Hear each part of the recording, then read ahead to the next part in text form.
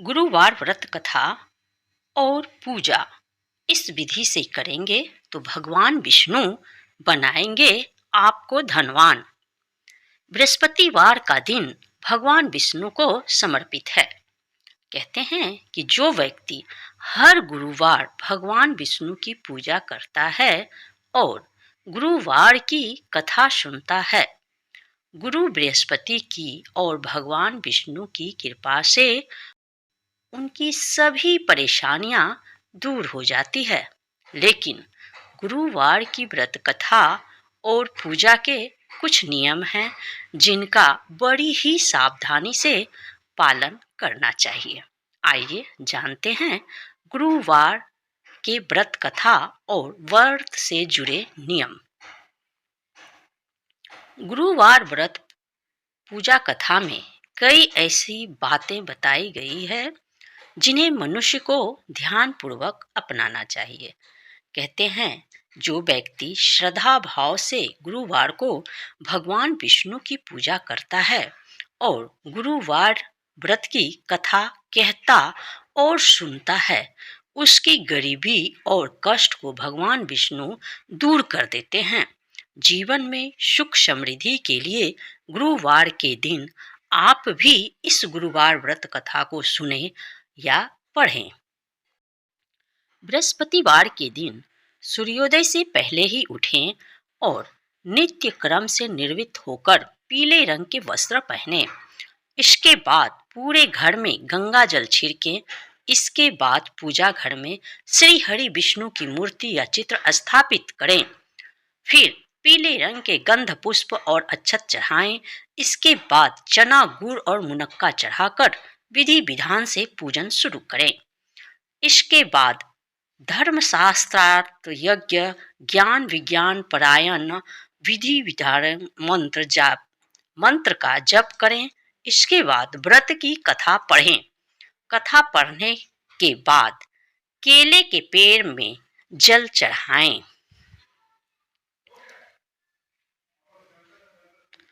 मंत्रोच्चारण के बाद बृहस्पति व्रत की कथा पढ़ें। यह इस प्रकार से है। प्राचीन समय की बात है। भारतवर्ष में एक राजा राज्य करता था।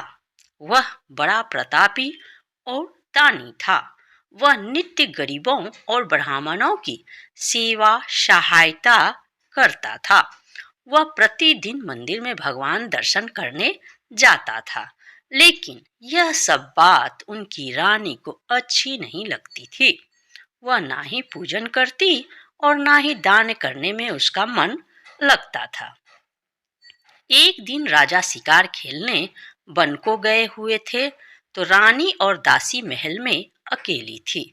उसी समय बृहस्पति देव साधु भेष में राजा के महल में भिक्षा के लिए गए और भिक्षा मांगी तो रानी ने भिक्षा देने से मना कर दिया। रानी ने कहा कि हे साधु महाराज, मैं तो दान पुण्य से तंग आ गई हूँ। इस कार्य के लिए मेरे पति देव ही बहुत हैं। अब ऐसी कृपा करें कि सारा धन नष्ट हो जाए तथा मैं आराम से रह सकूं। साधु ने कहा, देवी तुम तो बड़ी अजीब हो। धन और संतान से कौन दुखी होता है? इसकी तो सभी कामना करते हैं। पापी भी पुत्र और धन की इच्छा करते हैं। अगर तुम्हारे पास अधिक धन है तो भूखे मनुष्यों को भोजन कराओ, प्याऊ लगवाओ, ब्राह्मणों को दान दो, कुआं तालाब बावड़ी बाग बगीचे आदि का निर्माण कराओ, मंदिर पाठशाला धर्मशाला बनवाकर दान दो, निर्धन की कुंवारी कन्याओं का विवाह कराओ, साथ ही यज्ञ आदि कर्म करो। अपने धन को शुभ कार्य में खर्च करो। ऐसे करने से तुम्हारा नाम परलोक में सार्थक होगा एवं स्वर्ग की प्राप्ति होगी। लेकिन रानी पर उपदेश का कोई प्रभाव ना पड़ा। वह बोली, महाराज मुझे ऐसे धन की आवश्यकता नहीं जिसको मैं अन्य लोगों को दान दूं, जिसको रखने और संभालने में ही मेरा सारा समय नष्ट हो जाए। अब आप ऐसी कृपा करें कि सारा धन नष्ट हो जाए तथा मैं आराम से रह सकूं। साधु ने उत्तर दिया, तुम्हारी ऐसी इच्छा है तो जैसा मैं तुम्हें बताता हूँ तुम वैसा ही कर। बृहस्पतिवार को घर को गोबर से लीपना, अपने केशों को पीली मिट्टी से धोना, राजा से कहना वह बृहस्पतिवार को हजामत बनवाए, भोजन में मांस मंदिरा खाना और कपड़ा धोबी के यहाँ धुलने डालना। ऐसा करने से 7 बृहस्पतिवार में ही आपका सारा धन नष्ट हो जाएगा। इतना कहकर वह साधु महाराज वहां से अंतर्ध्यान हो गए। इसके बाद रानी ने वही किया जो साधु ने बताया था। 3 बृहस्पतिवार ही बीते थे कि उसका समस्त धन संपत्ति नष्ट हो गया और भोजन के लिए राजा रानी तरसने लगे। तब एक दिन राजा ने रानी से कहा कि तुम यहाँ पर रहो, मैं दूसरे देश में जाकरी के लिए चला जाऊं, क्योंकि यहाँ पर मुझे सभी मनुष्य जानते हैं, इसलिए कोई कार्य नहीं कर सकता। देश चोरी परदेश भीख बराबर है। ऐसा कहकर राजा परदेश चला गया। वहां जंगल को जाता और लकड़ी काट कर लाता और शहर में बेचता, इस तरह जीवन व्यतीत करने लगा। इधर राजा के बिना रानी और दासी दुखी रहने लगी। किसी दिन भोजन मिलता और किसी दिन जल पीकर ही रह जाती। एक समय जब रानी और दासियों को 7 दिन बिना भोजन के रहना पड़ा तो रानी ने अपनी दासी से कहा, हे दासी, पास ही के नगर में मेरी बहन रहती है, वह बड़ी धनवान है। तू उसके पास जा और 5 सेर बेझड़ मांग कर ले आ, ताकि कुछ समय के लिए थोड़ा बहुत गुजर बसर हो जाए। दासी रानी की बहन के पास गई। उस दिन बृहस्पतिवार था। रानी की बहन उस समय बृहस्पतिवार की कथा सुन रही थी। दासी ने रानी की बहन को अपनी रानी का संदेश दिया, लेकिन रानी की बहन ने कोई उत्तर नहीं दिया। जब दासी को रानी की बहन से कोई उत्तर नहीं मिला तो वह बहुत दुखी हुई, उसे क्रोध भी आया। दासी ने वापस आकर रानी को सारी बात बता दी। सुनकर रानी ने कहा कि हे दासी, इसमें उसका कोई दोष नहीं। जब बुरे दिन आते हैं तब कोई सहारा नहीं। अच्छे बुरे का पता विपत्ति में ही लगता है। जो ईश्वर की इच्छा होगी वही होगा। यह सब हमारे भाग्य का दोष है। यह सब कहकर रानी ने अपने भाग्य को कोसा।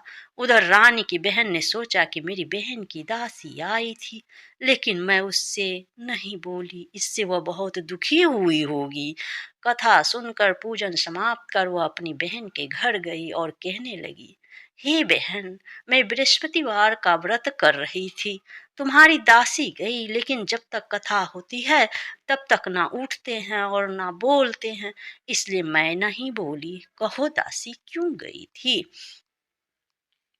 रानी बोली, बहन, हमारे घर अनाज नहीं था। ऐसा कहते कहते रानी की आंख भर आई। उसने दासियों समेत 7 दिन तक भूखा रहने की बात भी अपनी बहन को बता दी। इसलिए मैंने दासी को तुम्हारे पास 5 सेर बेझर लेने के लिए भेजा था। रानी की बहन बोली, बहन देखो, बृहस्पति देव सबकी मनोकामना पूर्ण करते हैं। देखो, शायद तुम्हारे घर में अनाज रखा हो। पहले तो रानी को विश्वास नहीं हुआ, परंतु बहन के आग्रह करने पर उसने दासी को अंदर भेजा। दासी घर के अंदर गई तो वहां पर उसे एक घड़ा बेझर से भरा मिल गया। उसे बड़ी हैरानी हुई। उसने बाहर आकर रानी को बताया। दासी रानी से कहने लगी, हे रानी, जब हमको भोजन नहीं मिलता तो हम व्रत ही तो करते हैं, इसलिए क्यों ना इससे व्रत और कथा की विधि पूछ ली जाए, हम भी व्रत किया करेंगे। दासी के कहने पर रानी ने बहन से बृहस्पति व्रत के बारे में पूछा। उनकी बहन ने बताया, बृहस्पतिवार के व्रत में चने की दाल, गुड़ और मुनक्का से विष्णु भगवान का केले के वृक्ष की जड़ में पूजन करें तथा दीपक जलाएं, कथा सुने। उस दिन एक ही समय भोजन करें और पीले खाद्य पदार्थ का सेवन जरूर करें, इससे गुरु भगवान प्रसन्न होते हैं, अन्न पुत्र धन का वरदान देते हैं, साथ ही सभी मनोकामना पूर्ण करते हैं। व्रत और पूजन की विधि बताकर रानी की बहन अपने घर लौट आई। रानी और दासी दोनों ने निश्चय किया कि बृहस्पति देव के भगवान का पूजन जरूर करेंगे। 7 रोज बाद जब बृहस्पतिवार आया तो उन्होंने व्रत रखा। घुड़साल में जाकर चना और गुड़ बीन लाई तथा उसकी दाल से केले की जड़ तथा विष्णु भगवान का पूजन किया। जब पीला भोजन कहाँ से आए, दोनों बड़ी दुखी हुई, परंतु उन्होंने व्रत किया था, इसलिए बृहस्पति देव भगवान प्रसन्न थे।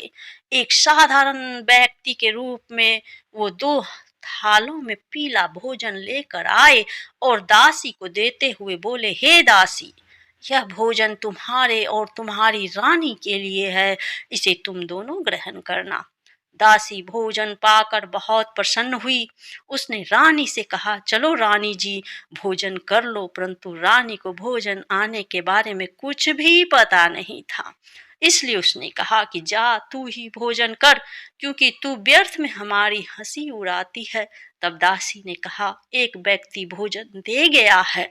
तब रानी ने कहा, वह व्यक्ति तेरे लिए ही भोजन दे गया है, तू ही भोजन कर। तब दासी ने कहा, वह व्यक्ति हम दोनों के लिए 2 थालों में सुंदर पीला भोजन दे गया है, इसलिए मैं और आप दोनों ही साथ साथ भोजन करेंगे। यह सुनकर रानी बहुत प्रसन्न हुई और दोनों ने गुरु भगवान को नमस्कार कर भोजन किया।